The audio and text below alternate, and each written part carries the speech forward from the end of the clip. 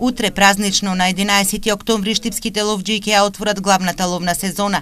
Стартува одстрелот на сите видови дозволен дивеч.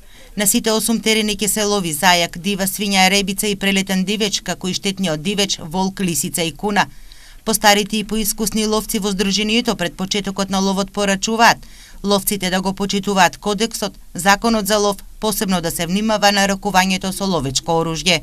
Па јас за почетокот за отворањето на ловната сезона, посебно за младите ловци им препорачувам да се однесуваат етички, да го почитуваат законот за ловство, да го почитуваат законот за носење, посебно законот за носење и ракување со оружјето. Ракувањето со оружјето е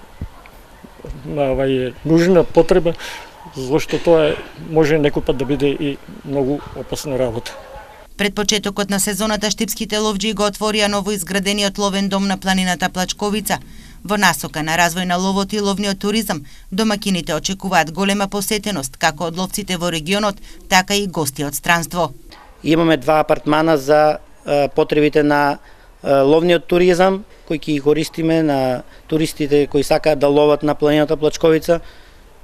Така да оптимално е, квадратурата е оптимална и доволна, задоволителна. Сите ловци кои сакаат да преку зимото да ловат, ќе можат таму и да преноќеваат, да си изготват топло јадење, топол напиток и да се дружат. Ловството како хоби, спорт или рекреација не значи само освојување на трофеи, туку и грижа за бројната состојба на дивечот во ловиштата, потсетуваат од ловното здружение Ловец.